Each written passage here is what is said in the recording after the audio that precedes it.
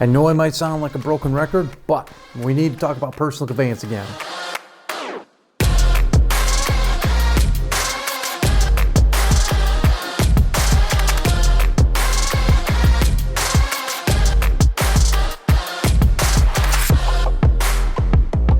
Hello and welcome to Safety Update with Sam.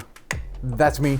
Like I said in the intro there, I know I might sound like a broken record because we talk about personal conveyance a lot, or PC for those in the business. We talk about it a lot. The problem is that we kind of keep breaking the rules. So we need to talk about it again because honestly, you guys have a lot of questions, and that's fine. I always say, if you have questions about this stuff, ask me, and you are, which, cool. Keep it up. That's what I'm here for. But I thought I would address it again in video. I know I've made videos on PC before, but let's be honest, you're not going back and watching some of the old videos, and I get it. You know, some of the old ones are old, I guess. I don't know. So we're going to address it now today again because, like I said, I've seen, so just for your information, every day I get a report sent to my email directly that lists all the personal conveyance moves that were done the previous 2 days. Goes back, I don't know why it's 2 days, that's the way the report runs. But so I go through that list every day, okay? I look at everybody's PC, and you might be saying, well, that's, that seems like it takes up a lot of time. Sometimes it does. Sometimes you guys use a lot of PC, but I go through it because if you were to get pulled over by DOT and, they look at your logbook, whatever, and they have questions about personal conveyance use, and you don't have a good reason why you were on PC, they're going to get you a falsification of logs violation. So I'm trying to avoid that, okay? I'm not here to be, the guy that picks apart everything, but I'm trying to help you guys not get violations for personal conveyance, okay? It's an easy one to avoid if you do it. So anyways, I want to go back over the PC rules again, just to kind of tell you what they are, because there are some in there that are kind of goofy and that I don't necessarily agree with, but that doesn't mean we don't have to follow them. So anyways, the rule of thumb, I always say, if you've been through orientation in the last 6 months or whatever, the rule of thumb that I always usually say with PC is if we tell you to do something, you can't use PC in that. For 90% of the things, that will play in part. There are like that 10% though that still PC doesn't factor into. So here's the biggest one. The biggest one that you're going to use PC for is if you get to a shipper receiver and while they're loading you or unloading you, you run out of drive time, okay? Or you run out of work time. You can use personal conveyance to go to the closest safe haven. Now, hear me when I say this. You can't go to your favorite safe haven. You can't be like, well, man, I got a ton of points at the Loves that's 60 miles away. I'm going to pass these 14 Flying J's on the way there so I can go use my points. Nope, that's not going to work, okay? You got to go to the closest safe haven that you can, okay? And I understand truck parking is a beast out there. Sometimes the closest safe haven doesn't have parking. You can PC to the next one and the next one, okay? I'm just saying, you got to be able to park somewhere. I get it. But that is the biggest one that you'll probably use personal conveyance for, okay? Is if you run out of hours at a shipper receiver and they don't let you park there, you can use PC to get down the road, okay? The other big one that you might use PC for is if you have to go get groceries or you're going out to dinner or any personal reason you're using that truck, okay? That makes sense? Now here's the kicker, and this one always kind of seems to trip some people up here. If you're bobtailing, if you're not pulling a trailer, if you're pulling an empty trailer, that doesn't mean you can PC, okay? That's usually seems to be the biggest one that reason I should say, that I get from drivers that, well, I'm not pulling a load, so I'm just using personal time to get over there. That doesn't matter. If you're going to a shipper receiver or you're going to the shop or you're going to go get your truck washed or something along the lines of that, you can't use PC, okay? Just because you're empty or not even pulling a trailer doesn't mean that you're using that truck for purely personal reasons, okay? So you got to make sure that if you're going to run PC, that you're using it, like I said, to go get groceries, to go out to eat, something like that. Owner operators, if you're taking your truck to a shop, you can't use PC for that. I'm just saying. Again, I'm not saying that I necessarily agree with all of these, but I'm saying this is what the FMC has laid out. Okay. The biggest one. Did I say that about the previous ones? If I did, I'm sorry. This is the biggest one. Okay. And this one, I have a little beef with the FMCSA, but the rule's the rule. If you deliver, and after your delivery you're going home, you cannot use personal conveyance to go home, okay?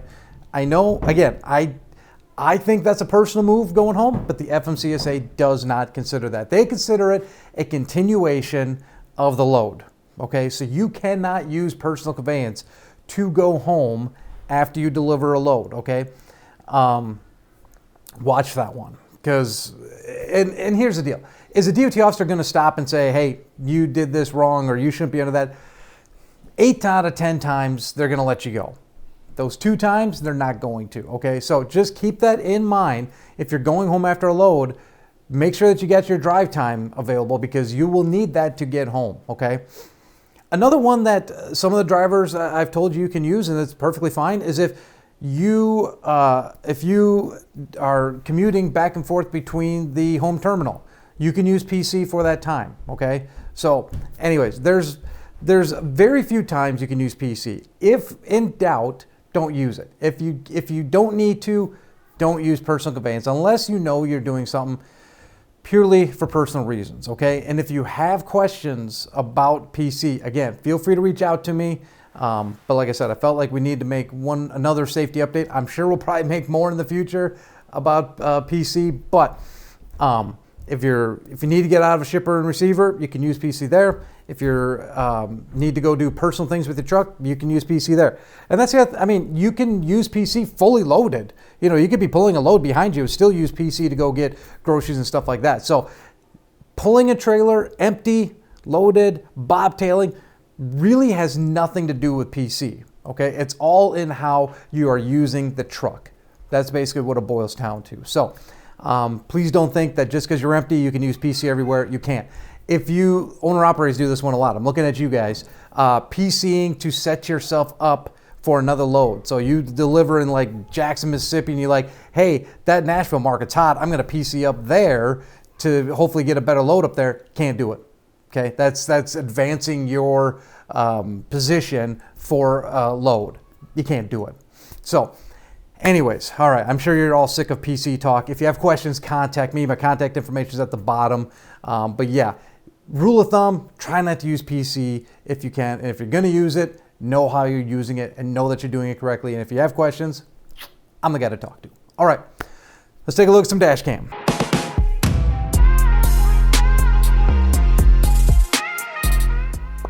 Okay, here we go. We've got a dash cam from Nebraska. See, sometimes I know where these are at. This one's from Nebraska though. And this was one of, sorry, my mic pack is falling down there. This was, well, you'll see here. So we're following a car, we're turning left, and it's raining. It just got done raining. So here we go. I'm gonna play it. And we see the lights red, and we bump into the back of the car, pushing him forward.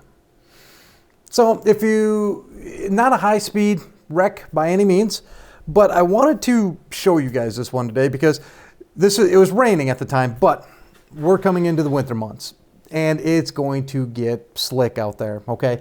And this driver, if you notice, get the ladybug off my monitor. If you notice right before they make contact, like you can see they're on the brakes. Like you can see the chatter in the mirrors and in the camera. So they're on the brakes. The problem is the road's too slick and they're just coming up and they rear end the car.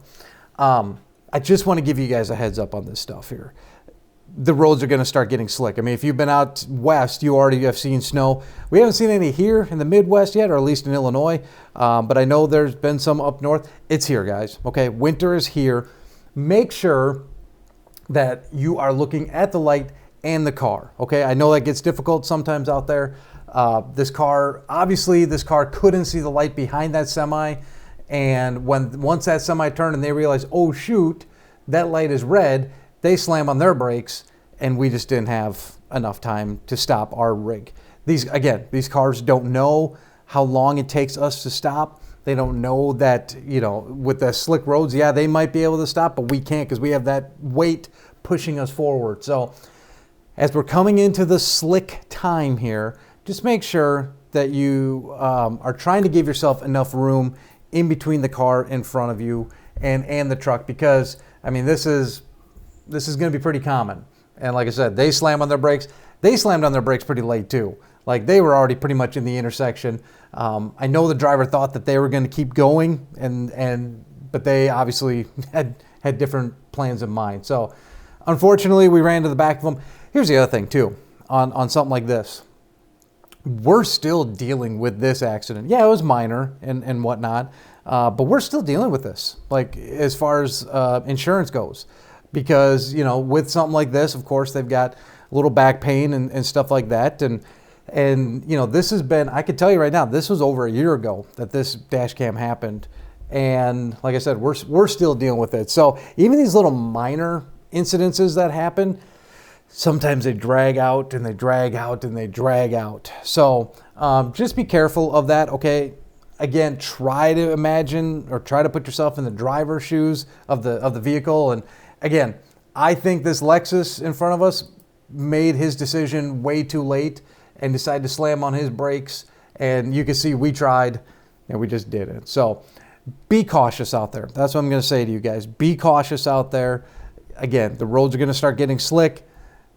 Try not to get yourself in a position like this, okay? So anyways, if you have any feedback, comments, questions, concerns, whatever, again, feel free to reach out to me. All my contact information is at the bottom. I appreciate what you guys do out there. It's not an easy job, and you guys are doing a good job of it. I think that was meant to be a compliment. Hopefully that came out as a compliment, because I've kind of heard what I said. Is you guys are doing a good job out there, okay? We're doing good. Keep it up, all right? So if anything comes up, please let me know. But if not, as always, make sure that when you're out there on the road, while they're getting slicker, make sure that you drive safe.